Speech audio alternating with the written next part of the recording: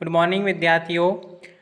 आज हम जो विषय है हमारा वो है फसल उत्पादन, है ना। फसल उत्पादन की अध्याय नंबर 2 हमने स्टार्ट किया था, पादप एवं पोषण।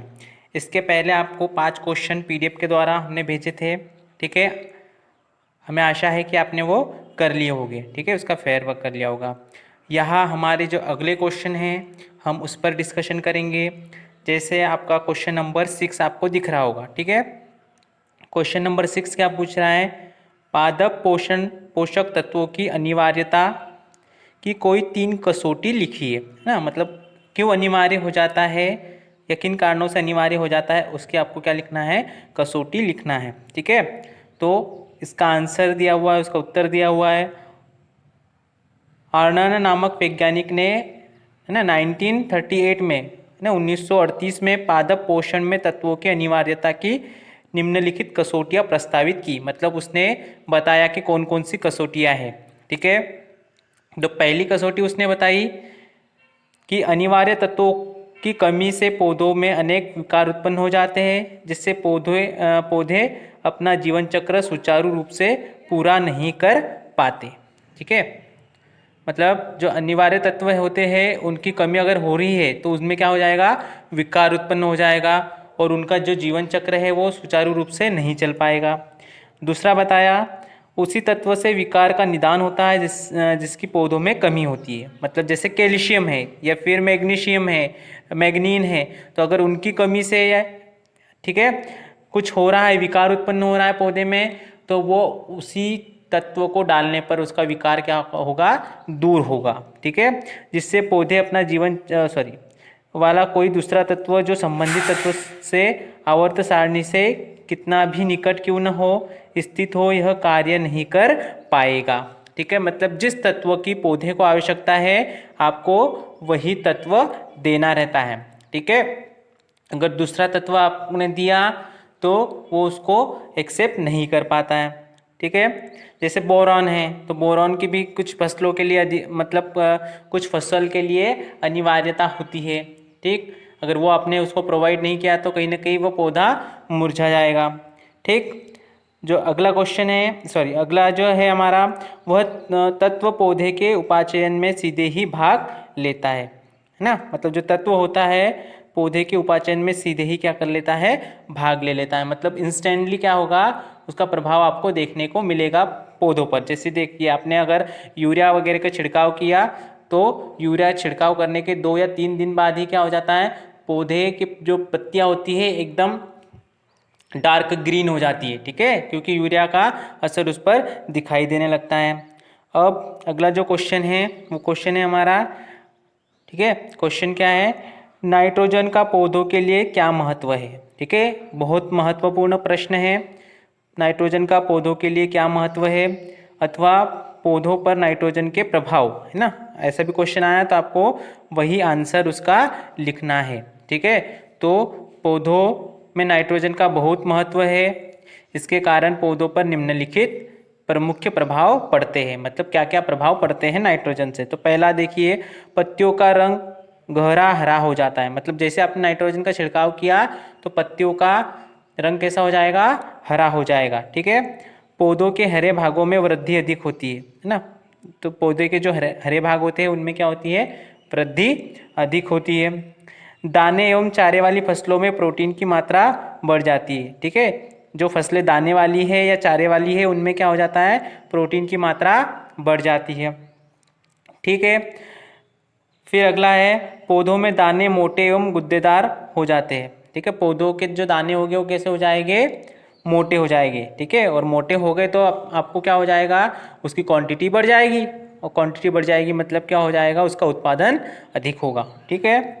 अगला जो है, फसल अपेक्षाकृत शीघ्रता से पकती है। मतलब जो समय रहता है उसके पकने का, तो उस समय के थोड़ा सा आगे आपकी फसल क्या हो जाएगी, पक जाएगी, मतलब शीघ्रता से पकती है, ठीक है। आएंगे समझ में क्वेश्चंस, ओके। अब क्वेश्चन नंबर 8 को हम सॉल्व करते हैं। तो क्वेश्चन नंबर 8 क्या बता रहा है, पौधों में नाइट्रोजन की कमी के लक्षण लिखिए। तो पौधों में नाइट्रोजन की कमी के क्या क्या लक्षण होते हैं, ठीक है। तो पौधों में नाइट्रोजन की कमी के निम्नलिखित लक्षण होते हैं। मतलब कौन कौन से लक्षण होते हैं, तो सबसे पहले बता रहे हैं पर्णहरिम के निर्माण में बाधा आने से पत्तियां पीली पड़ जाती है। ठीक है, मतलब जो पर्णहरिम है, ठीक है, तो उसका निर्माण नहीं हो पाएगा, जिससे फिर क्या हो जाएगा, पौधों की जो पत्तियां होती है वो क्या हो जाएगी, पीली पड़ जाएगी, और पीली पड़ जाएगी और नीचे गिर जाएगी। ठीक है, और पर्णहरिम अगर नहीं हो पाएगा आपके पौधों में तो फिर प्रकाश संश्लेषण वाली क्रिया नहीं हो पाएगी। ठीक है, इससे पहले मैंने आपको बताया था, और पौधे अपना भोजन नहीं बना पाएंगे। ठीक है, पत्तियों पर सफ़ेद धब्बे भी बन जाते हैं। ठीक है, देखा होगा आपने अधिकतर कि कुछ फसलों की पत्तियों पर क्या हो जाता है, सफ़ेद धब्बे बन जाते हैं। ठीक है, तथा कभी कभी पत्तियां मतलब झुलस भी जाती है। ठीक है, जल जाती है या झुलस जाती है। ठीक है, ये की किसके कारण हो रहा है, ये पौधों में अगर नाइट्रोजन की क्या हो रही है, कमी हो रही है तो। ठीक है, अगला जो है पौधों की वृद्धि रुक जाती है, मतलब पौधे बढ़ नहीं पाते, पौधों की वृद्धि क्या हो जाती है, रुक जाती है। सिंपल सी बात है भी, अगर उसको उसके जो न्यूट्रिशंस है, ठीक है, वो अगर नहीं मिल रहे हैं प्रॉपर तरीके से तो उसका ग्रोथ नहीं हो पाएगा। ठीक है, तथा वे अपेक्षाकृत छोटे रह जाते हैं, मतलब छोटे रह जाएंगे, फिर उनका ग्रोथ नहीं हो पाएगा। तो छोटे रहेंगे तो क्या हो जाएगा ना, जो आपके दानों की क्वांटिटी है, ठीक है, फूलों की क्वांटिटी है, वो क्या हो जाएगी, कम हो जाएगी। ठीक है, जिससे आपको उत्पादन कम होगा। ठीक है, अगला जो है दाने वाली फसलों में पहले नीचे की पत्तियां सूख जाती है, तत्पश्चात ऊपर वाली पत्तियां भी सूख जाती है, मतलब नीचे से सूखेगी पत्तियां, तो नीचे वाली सूख जाने के बाद में ऊपर वाली भी क्या हो जाती है, सूख जाती है। ठीक है, अगला जो है गेहूं तथा दूसरी अन्य कले निकलने वाली फसलों में कले कम निकलती है। ठीक है, जितनी ज़्यादा कले निकलना है वो उतनी नहीं निकल पाती, और ठीक है, कम निकलती है फिर। ठीक है, अगले जो क्वेश्चन है हमारे, ठीक है, तो एक बच गया है भी। देखो क्या बोल रहा है, फल वाली फसलों में इस तत्व की कमी से फलों का आकार छोटा रह जाता है तथा वह पकने से पहले ही गिर सकते हैं ना, फल वाली फसलों में।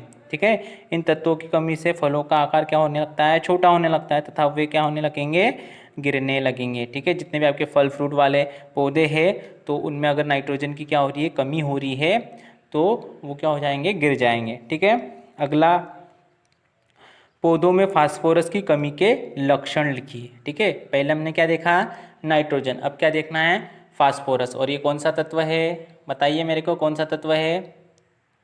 ठीक है, कौन सा है ये, प्राथमिक पोषक तत्व है, NPK, याद रखना है, प्राथमिक पोषक तत्व है ना।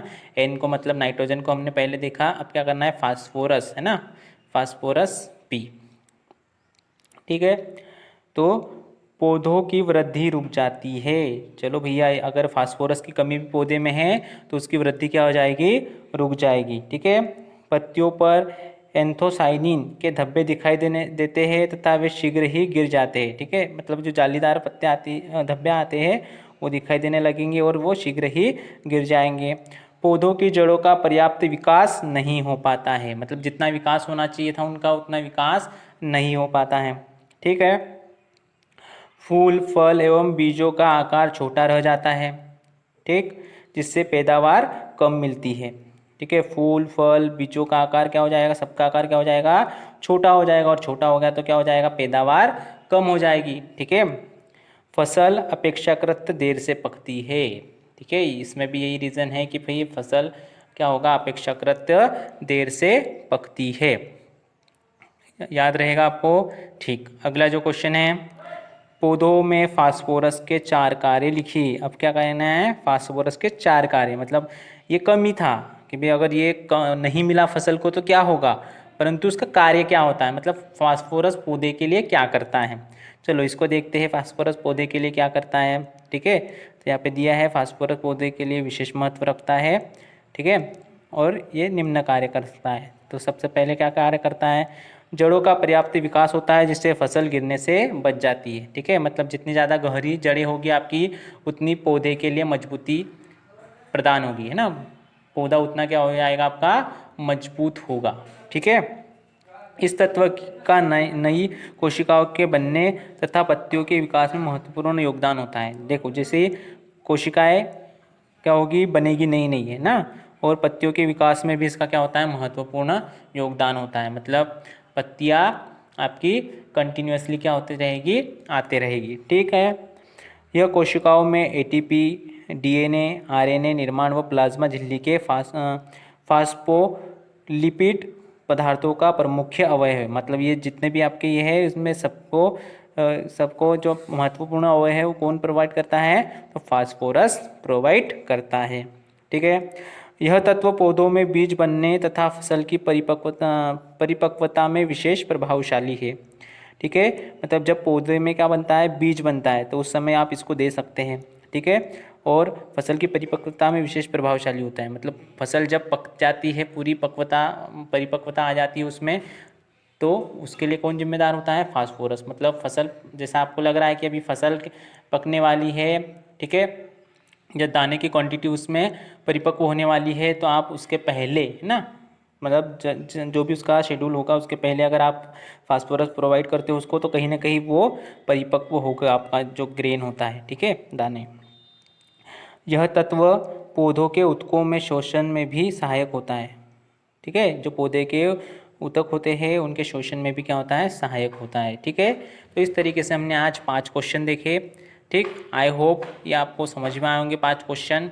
ठीक, तो 5 क्वेश्चंस को आपको वापस से फेयर वर्क करना है, कंप्लीट करना है। तो अध्याय 2 में हमारे कितने क्वेश्चन हो गए, अब 10 क्वेश्चन हो गए। 10 क्वेश्चन महत्वपूर्ण क्वेश्चन हैं एग्ज़ाम के दृष्टिकोण से, है ना, बहुत महत्वपूर्ण स्थान रखते हैं। आप इसको करिए, समझिए। ठीक है। चलिए अगले वीडियो में हम नेक्स्ट क्वेश्चंस को डिस्कस करेंगे। ठीक है, थैंक यू।